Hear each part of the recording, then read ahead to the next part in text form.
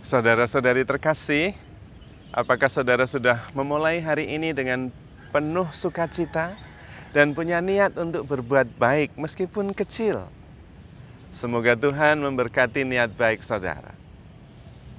Kalau kita menjalani novena mohon turunnya karunia Roh Kudus, ada salah satu permohonan tentang roh pengenalan akan Allah. Dan dalam doa itu disebutkan mohon agar Roh Kudus membimbing kita sehingga kita mengetahui apa yang fana dan apa yang abadi. Supaya kita bisa mengerti bagaimana harus bersikap dan bertindak, mana yang lebih penting. Kalau kita menghadapi sesuatu yang fana, ya kita juga meresponnya dengan respon yang tidak bersifat kekal. Sementara untuk yang memang abadi, kita berusaha untuk meresponnya dengan sikap, dengan perasaan yang juga abadi. Dalam permohonan akan karunia Roh Kudus untuk mengetahui yang abadi itu, dalam diri kita juga ada yang abadi. Bagaimana kita bisa mengetahuinya? Mungkin kita tidak merasa. Seringkali kalau saya menanyakan, apakah saudara dan saya ini abadi? Kebanyakan mengatakan, tidak Romo.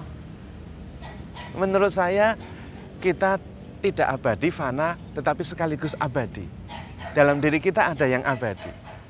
Justru kita memohon roh pengenalan akan Allah, supaya kita bisa mengetahui mana yang fana, mana yang abadi.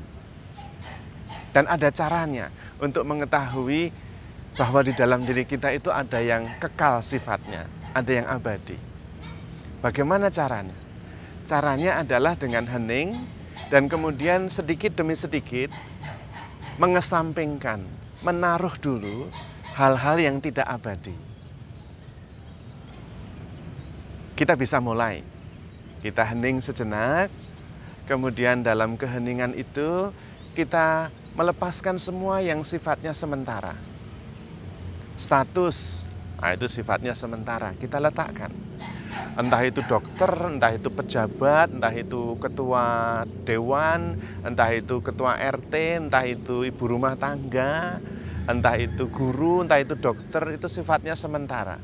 Letakkan saja, pada saatnya itu akan berakhir, tidak abadi. Status. Yang kedua peranan. Peranan juga kita letakkan.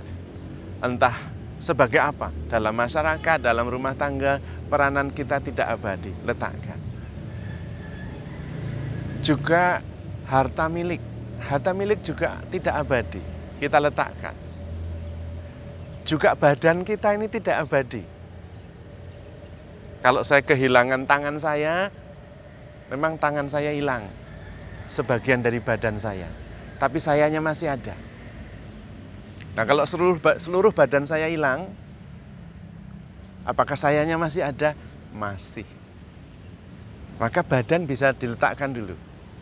Buktinya kita bisa meninggalkan badan kita kok. Waktu kita mikir kemana-mana, itu badannya di sini, pikirannya kemana-mana. Berarti kita tidak sama dengan badan kita. Maka bisa badan yang tidak abadi itu kita taruh. Pikiran juga tidak abadi. Berubah-ubah. Bahkan kadang-kadang kita tidak ingat karena saking banyaknya pikiran. Coba siapa yang ingat apa yang Anda pikirkan jam 6 tadi? Tidak yakin saya ada yang ingat.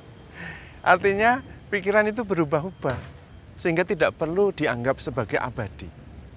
Letakkan juga pikiran. Mikir apa biarin aja, taruh saja. Nah kalau pikiran juga sudah diletakkan, perasaan sekarang. Perasaan juga sama, nggak abadi. Kadang-kadang bad mood, kadang-kadang good mood. Tidak abadi. Karena itu letakkan juga. Sisihkan, singkirkan, kesampingkan. Badan, pikiran, perasaan, peranan, status, harga diri, letakkan semua. Sampai tidak ada apa-apa lagi. Semuanya dikesampingkan. Masih ada yang tinggal. Apa itu yang tinggal? Saya. Kesadaran saya. Bahwa saya ada. Saya sadar saya ada, itu ada, tidak bisa hilang. Meskipun badannya hilang, meskipun pikirannya hilang, perasaannya hilang, kesadarannya ada. Kesadaran bahwa saya ada, itu tetap. Dan kesadaran bahwa saya ada ini sifatnya kekal. Karena tidak melekat pada bentuk, wujud. Semua yang berbentuk, semua yang berwujud, itu tidak kekal. Tetapi kesadaran bahwa saya ada, itu tidak berwujud. Bersifat kekal, tidak menua. Sejak semula ada, selama-lamanya ya ada. Nah, itulah rahmat yang ada dalam diri setiap pribadi. Sekali ada, tetap ada. Kekal. Dan itulah anugerah kehidupan kekal yang sudah dimenangkan oleh Tuhan Yesus melalui kebangkitannya. Mengapa? Karena kita berasal dari Roh Allah sendiri. Ketika Allah menciptakan kita, Allah menghembuskan rohnya sehingga kita hidup. Kita kemudian menjadi secitra dan segambar dengan Allah sendiri yang adalah kasih. Kasih juga tidak berwujud.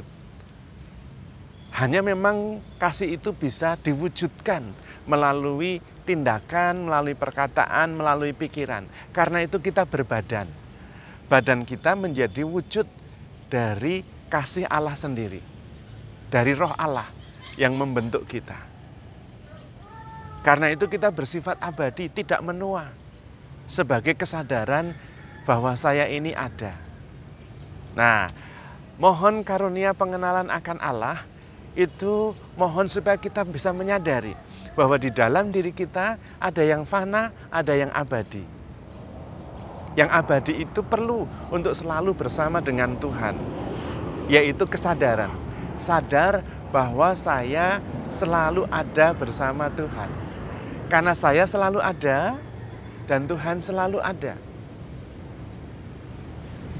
Maka kita sama-sama dalam keadaan bersama dengan Tuhan. Dan itulah kesempurnaan, itulah keselamatan. Kita membangun kesadaran kita atas sesuatu yang abadi, yaitu roh. Di dalam diri kita ada badan, jiwa, dan roh.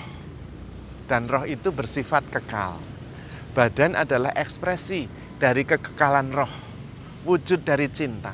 Supaya cinta Allah membadan di dalam diri kita. Dan nanti badan kita yang fana diubah seperti tubuh Kristus yang mulia. Kristus menjadi yang pertama dan kita kemudian akan mengikutinya. Maka penting sekali kita menjaga kesatuan dengan Tuhan Yesus sendiri supaya kita tidak terjebak pada sesuatu yang fana, tetapi sungguh-sungguh bersatu dengan yang ilahi yang sifatnya kekal. Karena menurut seorang teolog Yesuit, Teilhard de Chardin, dia mengatakan bahwa kita adalah spiritual being dengan human experience.